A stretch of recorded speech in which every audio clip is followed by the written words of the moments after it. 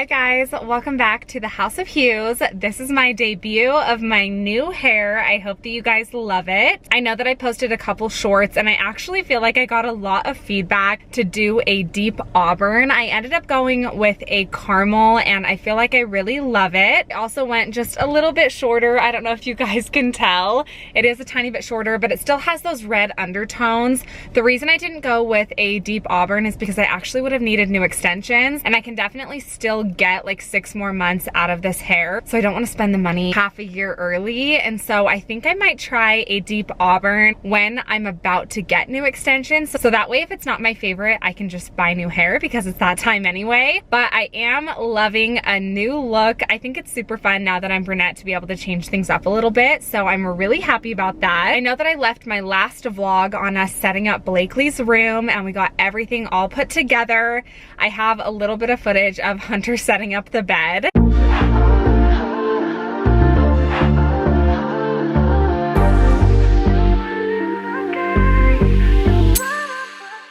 Took a chance on a good thing, yeah. Now I got you on my right wing. Making love like it's casual, and you text me in the morning, you're available. Am I dreaming?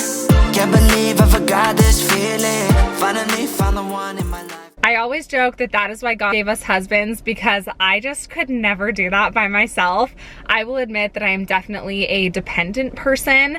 I think that I am very motivated and driven on my own, but when it comes to my husband, I take a lot of pride in the fact that I depend on him and love him, and I don't view it as a negative thing, and neither does he. So I do love that dynamic in our relationship. I am actually just coming out of Starbucks. I was editing a little bit. I have a full nanny day today.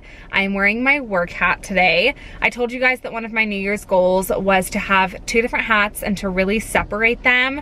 If I'm a mom, I want to be just a mom. If I am present with my kids, I really don't want to be editing or working. Unless I'm filming, then that is like totally different. If I'm filming the kids, I'm still really present and there with them and just making memories. But that also means that I need to have dedicated work days where I am only in work mode. Of course, I'm always a mom no matter what, in emergencies and things like that, but it is nice just to have days that are dedicated to being a mom and days that are dedicated to working. I feel like that makes me not only a better entrepreneur, but also a better mother, because then I can just be more present with my kids. I do think it's difficult because whichever hat I'm not wearing, I really have to combat guilt. I think us as mothers always feel like we're never doing enough, and that can be really difficult.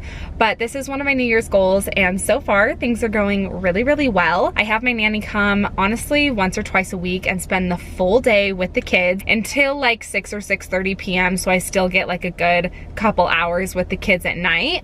But that just really helps me be able to get as much done as possible, so all of the other days of the week I can really be present and with my kids, which I'm really grateful for. I'm also very excited because we just had registration for Blakely's schooling. So we decided next year to put her in preschool Monday through Friday. It's still only going to be for 2.5 hours in the morning, so I'm pretty much just going to use that for my gym time.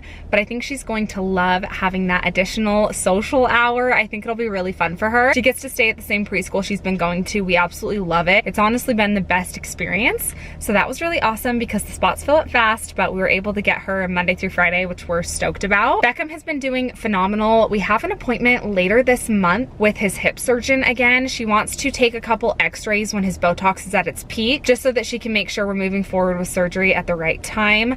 So we just have a lot coming up this year and I'm really excited. As you guys know, we just got home from San Francisco. We actually head to Cabo in about a month, which I'm so excited for. Hunter and I like to do at least one trip a year that's like out of the country for 4 or 5 days, just the 2 of us, and we chose Cabo this year, so I'm really excited and I can't wait to vlog that. Starbucks was literally so cold, and I ran into this problem the last time I was working here, and I love working at Starbucks. It's like such a fun vibe.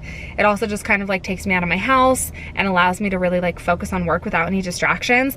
But it's so freaking cold. I'm actually gonna head to Hunter's office like I did last time and take his space heater, because we all know I love doing that. We're gonna take his space heater and we're gonna work from Hunter's office. I have about 3.5 hours left, so that is what I am going to do today. Before I head over there though, I actually wanted to talk about a question that I get asked all the time. This is one of my most common questions. I really wanted to address it, but I wanted to like take the time to thoroughly explain it because I think this is an amazing question and something that I was would certainly wonder if I was a viewer. So what I get asked all the time, especially just with me showing my kids, and I'm really open about their relationship with each other.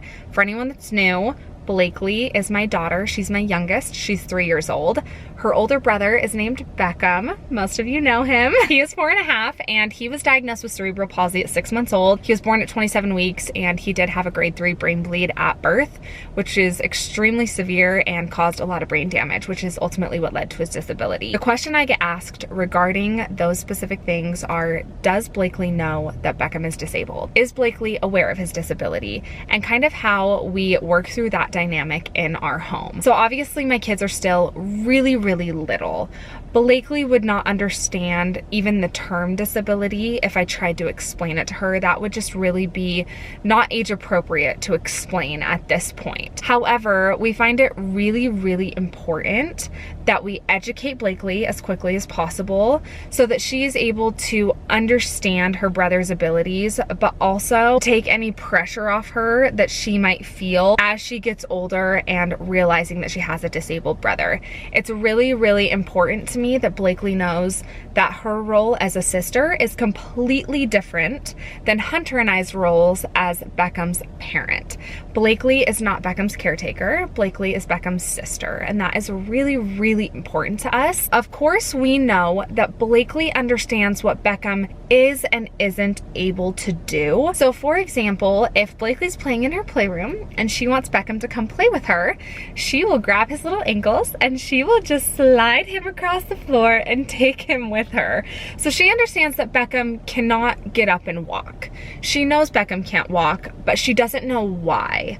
She also knows that he isn't able to reach certain things. He's not able to stand up or sit up in certain positions. So if she thinks that Beckham wants a toy that he can't reach, she will run over and go give it to him without us prompting her or asking. Blakely is naturally extremely accommodating to Beckham, which I think is the most precious thing in the entire world. Like honestly, you guys, watching their relationship actually melts my soul. It is the cutest thing in the world. So she is aware of what he is and isn't able to do. She just doesn't know the why behind it. So it's really been sweet to watch her like take an initiative with him and help him. Their dynamic really is so sweet. And she also knows she needs to be really soft with Beckham, things like that. And she's also picked up on little terms that we use. So we call Beckham's meals feeds. That's just the word that is medically correct that Hunter and I use with each other. So I'll say like, oh, has Beckham had a feed yet? Does Beckham need his afternoon feed? Do you want to give Beckham his feed? Like Hunter and I will talk like that. And it's so cute. Blakely wants to like chime in. She will literally ask me, like after she wakes up from her nap, she will be like, Mom, Bubba needs his feed. And it's just like so sweet and so funny that like she knows that. She hasn't quite picked up on the fact that he can't eat by mouth, but she knows that he eats through his tummy. She knows that he has a G-tube, but Blakely will try and give Beckham bites of her food. She'll try and give him water, things like that through his mouth. And so we'll just politely explain to her, you know, you eat through your mouth, but Beckham actually eats through his tummy. He has a G-tube and that's how Bubba eats. So we try to explain that to her without completely going over her head and explaining it in detail or giving her the why behind it, because it's just not age appropriate right now. She doesn't understand it and we don't want to overwhelm her. The other thing that is extremely dicey when it comes to having a neurotypical child and a disabled child, neurotypical just means that she has typical neurology. She does not have a disability and that her brain function and brain development has been normal or typical. That's the case with Blakely. And then of course we have Beckham, who does have a brain bleed and does have different neurology. When it comes to discipline, that can be really difficult. Hunter and I are learning how to navigate it. This is the first time we've ever done this. We're learning as we go. But for example, Blakely is not allowed to touch our Christmas tree when our Christmas tree was up. We told her, you know, we only look at the ornaments, we don't touch them. And we found a few ornaments on the floor. And so we said, you know, Blakely, were you playing with the ornaments? We need to go sit on the stairs for a minute, take a little 30-second time out and reiterate and explain, you know, we don't touch the ornaments, we just look at them. So Blakely's literally sitting on the stairs and we see Beckham go over and take an ornament off of one of the lowest branches on the tree. And we look over at Blakely and we're like, Sissy, did you take the ornament off the tree or did Bubba? And she goes, Bubba took the ornament off the tree. And I'm sitting there melting that she literally just took the blame for him, sat in timeout without a word. I mean, we were very calm. It's not a high stress situation. It's just a reminder, you know? So it wasn't like a stressful timeout situation. But the fact that she just was like, okay, and like did it and like didn't tell on her brother was so cute and so funny to us. It's just funny to watch their dynamic. But then when Beckham proceeds to do it in front of Blakely, it's very confusing for Blakely if we don't teach Beckham or discipline Beckham. So what I've kind of gotten in the habit of doing is I will say to Beckham, oh Bubba, we don't take the ornaments off the tree, and I'll just talk to him the same way I talk to her. But obviously I'm not going to go put Beckham in timeout. That doesn't make any sense. But Blakely, I will hear her like parent Beckham, and it's the funniest thing in the world.